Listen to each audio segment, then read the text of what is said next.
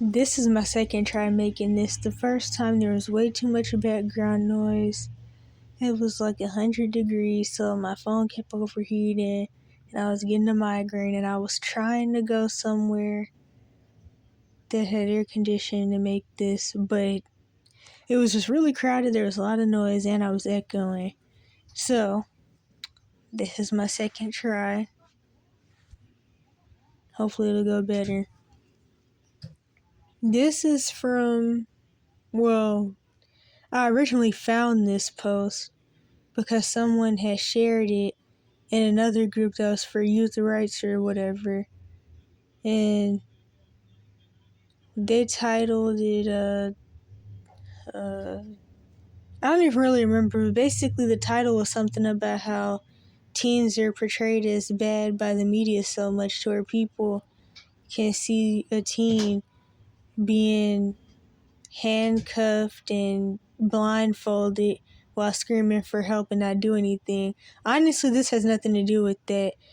From the timeline of this story, it was way before teens were really even portrayed as bad by the media. But either way, that's still irrelevant. It just has something to do with the fact that when people see things going on, they're not going to step in because they're too scared or they don't care. Or there's somebody else who works in the Cash for Kids system, gets paid to help abuse kids. But as far as like people in public just seeing stuff go on, they're not going to step in because they're too scared, they don't care. And a lot of people know that the only real way to help anybody in any bad situation who's under 18 is to rescue them, which would be illegal. And none of the quote-unquote sane and healthy people really want to do anything, which is why child molesters are commonly the people that come to quote-unquote save the day and are actually willing to hide some kid in their house till 18 who's being starved and stuff. And it's really terrible, to be truthfully honest, because I mean, you don't necessarily have to hide somebody in your house to help them, but it's like only other screwed up people or people with a Let Me Help You lunatic complex are the people who are willing to somewhat help or try to help, quote unquote help. So yeah, people will see things like that being kids tied up in basically kids getting kidnapped in the airport. People will see that and they'll just watch because they're too scared to help. And of course, they know that if they confront the people kidnapping these kids are gonna do whatever, possibly. I mean, I had somebody assume that I was getting sex trafficked once when I was in some other state, and they were trying to say that I needed to stay as far away from them as possible because if I actually was getting trafficked, which I wasn't, I don't even remember why they even came to that conclusion, but they knew that my traffickers could possibly know that I was around people who could quote unquote help me, and then do whatever to whoever's trying to quote unquote help. That was still a crazy assumption. I mean, I guess I could get why people sometimes think that when they see homeless kids, but I mean, technically, I feel like I would only even be running around like I was then if I had escaped the trafficking. I definitely wouldn't be getting trafficked and be allowed to just roam freely like I was. But still, that person came to that assumption and they wanted me to get away from them because people always say, they're worried about their self and their mind and their business, quote unquote, and it has nothing to do with them and it's none of their business. And what's that other saying? What was it? Oh yeah, I'm only focused on me and mine or something like that.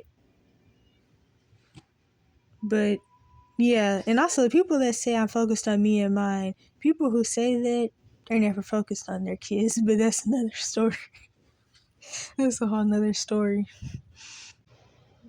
I also should mention that this person is talking about how they have repressed memories coming back up, although they didn't use the term because they may not even know the term repressed memories, but that's what this person is talking about. And sometimes when these memories come back up, you don't really know if they're real or not, or if it was like a dream or something. Because commonly, if you have repressed memories, the things that happened were so terribly bad to where when the memories do come back up, you don't really want to believe that it actually happened anyway. So, yeah, blindfolded by goons. I'm just now 20 years later starting to process a lot of childhood horrors, the biggest of which culminated in my dad having me sent to Provo Canyon School. So what this person is describing isn't even just a TTI, it's also a boarding school. So it's they're kind of like, well, wait a minute, I'm trying to figure out how to describe it. I mean, they are TTIs, but the usual thing that people think about when they hear TTI are the ranches that are out in the middle of nowhere, where they have the kids chained to donkeys and eating their throw up and stuff. And also there's a lot of cult stuff with that. So, I mean, there's a lot of cult stuff with the boarding schools because the boarding schools are built on pagan Roman Catholicism, or at least some of like the original types, because they were used for eugenics, especially with like, well, Hebrews, the real Hebrews, but then also Native Americans, especially in the US. Well, okay, wait a minute. Not even that. Not even, no. No. Let me rephrase that. The Kush and Shem, quote unquote, Black American Aboriginals and Native Americans, but it's talked about a lot, even till this day, because it still goes on, how Native Americans were pushed through the pagan Roman Catholic boarding schools. But yeah, I live in Illinois, so was taken by goons in the middle of the night and handcuffed through the airport with no knowledge as to where I was being taken. And this is something that these TTIs do a lot. Basically, what they do is some people that work for the Cash for Kids system placement will come out to the house with the parents' knowledge, obviously, because these cost a lot of money. They'll kidnap the kid, and the kid won't even be told that this is going to happen. So the kid actually thinks that they're being kidnapped when these people come in the middle of the night and start tying them up and handcuffing them and blindfolding them and throwing them into a car and all that. So these kids actually do think that they're being kidnapped up until them get into the facility or whenever somebody finally tells them what's actually going on. Something that has always bothered me is that I have a memory of being blindfolded in the airport terminal, but that just seems so unlikely for some reason, and I am driving myself crazy wondering if I am remembering this incorrectly. Was anyone else here blindfolded by the goons? Update. Thank you all for your kind comments. I'm going through a particularly tough time right now, and the kindness means more than I can put into words. My dad died a few years ago, and we weren't on speaking terms because of Provo. I have since then tried to forgive my mom, but I just find it excruciatingly difficult to interact with her without feeling flooded by memories of that nightmare. It has really broken my spirit. I realize now that neither of my parents ever loved me. They were too wealthy people whose daughter was not turning out the way they wanted. Provo was an opportunity for them to simply pay to throw me away, and they took it. I will be okay, but I will never get over it, and it hurts like heck. Thank you for being a little ray of light in the darkness for someone who really needed it. I promise I will pay it forward. I was blindfolded, hooded, and tied ankles and wrists screaming for help through LAX, which I'm assuming that's the name of some airport. No one cares. It was so insane to me. What the freak? They were treating you like you were a convicted serial killer. That's how the Cash for Kids system is, though. To keep you from actually understanding the fact that you're being abused, labeled, drugged, essayed, and trafficked and all that stuff. Because it's not even really about the money at a certain point. It's just about some people's ignorance of thinking that they're just working a job. And then higher ups, and not even just higher ups, but even the lower down people that work in these systems that just know that they really just get a kick out of abusing and essaying kids and stuff. And a lot of people think that this stuff is for money, but the thing is, the people at the top are the ones who print the money. And by that I mean the people at the top of like really all these systems, and obviously not just the Cash for Kids system. So when it boils down, it really doesn't have that much to do with money. Like I already went over in the videos where I talk about how this is really the goal of a communist society, to have a whole bunch of traumatized, turned out confused kids who never can become adults who can think for themselves. So they're the perfect slaves for the systems that are going to be getting put in place. But still, the point is, these systems know that they can keep you thinking that you're just bad, crazy, and slow, and you never realize that you're actually being trafficked and all that. You just, I don't know, you never realize, I guess. So, one, you never be able to stop the systems, which a lot of people are too scared to do anyway because they know that there's no legal way to actually do something about this. But of course, a lot of people are so brainwashed that they really believe that self-defense is wrong, and that if you defend yourself, that's murder and the whole 9 yards and you're a criminal. And apparently, if you stop sex traffickers, you're the quote unquote just as sadistic as they are, which honestly, I really feel like it's not even just about how brainwashed people are when they say stuff like that. I feel like half the people who say stuff like that just feel that way because they're molesters too, but I'm kind of going somewhere else now. So yeah, these systems want you to feel like you're the bad guy because they don't want you to realize you're actually being tortured for no reason. They also don't want you to know that if it wasn't for the fact that you either don't have parents or have abusive parents, that you wouldn't even be able to get put in these predicaments. Because that's the thing. People with healthy families or guardians or whatever really don't know all the systems that are put in place to drive them crazy and kill them and ruin their lives. They really don't. It's like, this is really two different worlds, to be honest. That's really what it is. Convicted serial killers get a trial, a defense, tons of money spent to make sure they're guilty of the crime, a person whose job it is to prove they didn't do it even if they did, etc. Before having their rights taken, and the places they're taken to are frequently better than where teens are taken, and they can even get out early for good behavior by years. This is really for adult serial killers, to be honest. Can have the conviction overturned potentially, and chance upon chance for retrial, plus they get fame and movies made about them. Well, those serial killers that have movies made about them, they were already taken through all types of abuse and trauma-based mind control anyway, to even be basically, it's like what is it called? Not staged.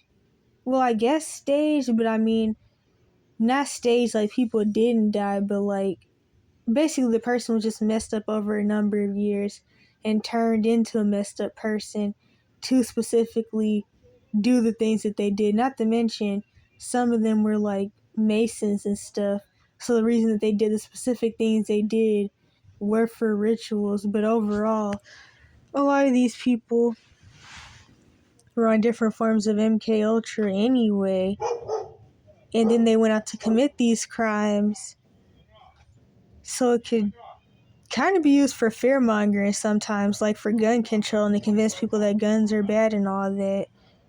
And then, of course, the Netflix movies and stuff come along, and that's so people can make even more money and do even more fear mongering based off the situation. And you'll notice that people are obsessed with these serial killers and stuff, and they can sit around watching these crazy sick movies and documentaries about these messed up people all day long. And yeah,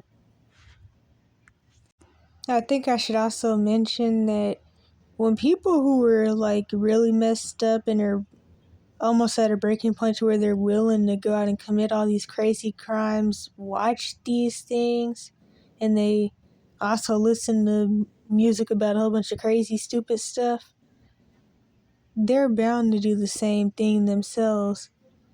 And yeah, so it's like putting stuff in front of people's faces to not only for fear mongering, but also to try to get more people to go out and do all these weird crimes and stuff, which also puts more fear in like society.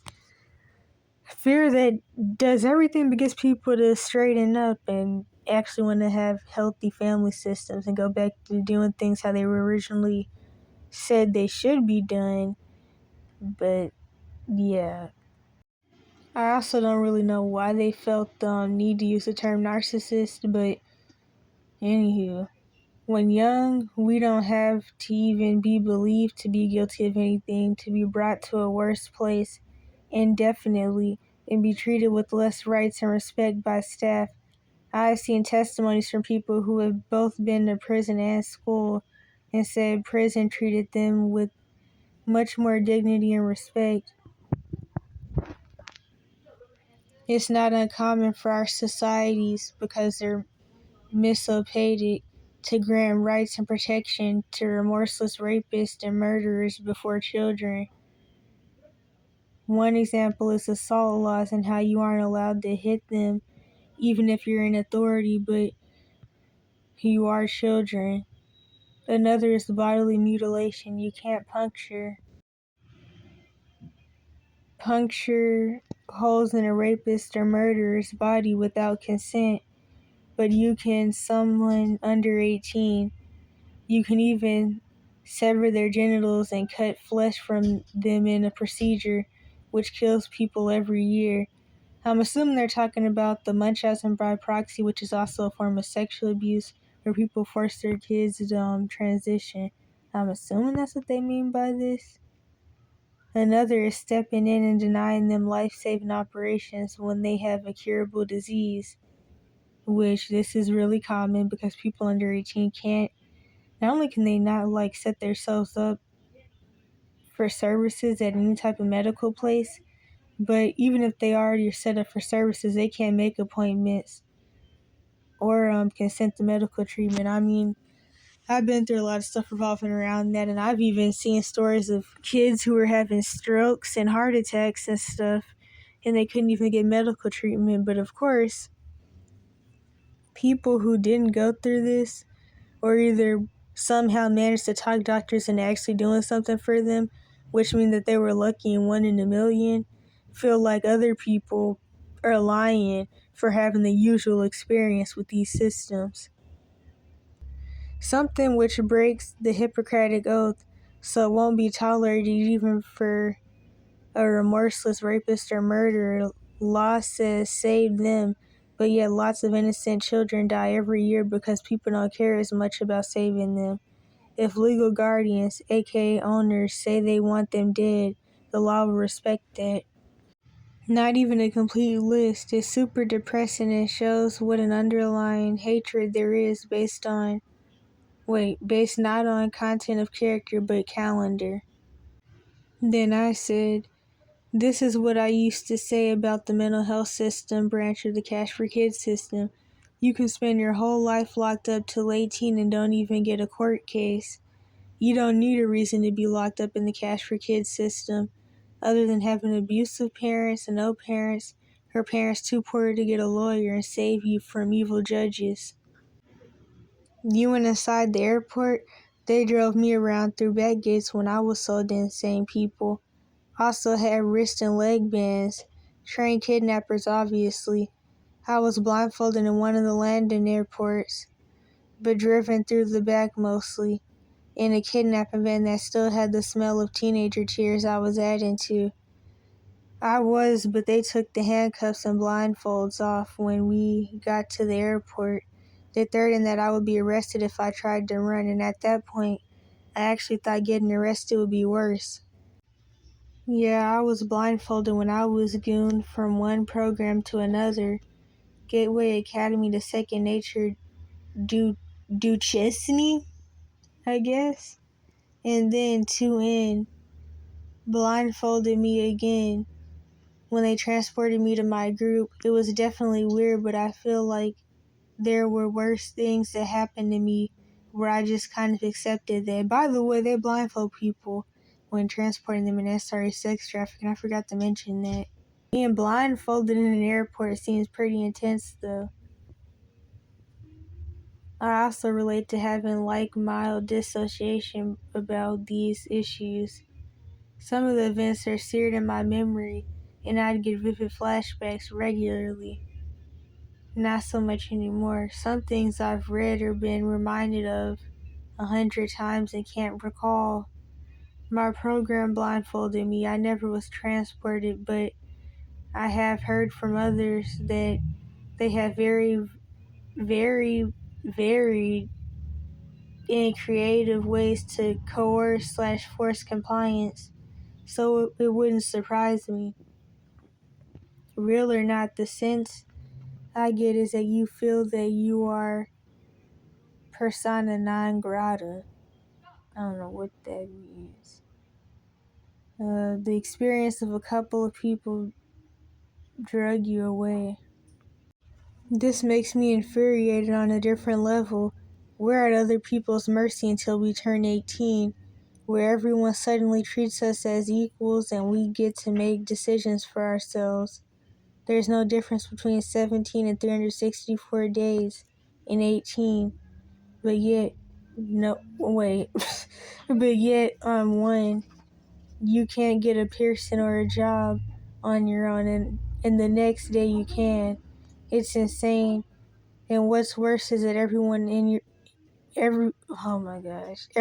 power supports this model.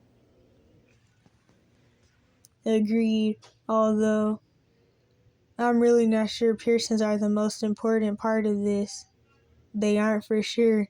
Just an example, it's the financial dependency and legal ownership of teens that's the most irritating. I've had sleep, to be truthfully honest. It's morally abhorrent to own another human being. The schooling system, legal slavery.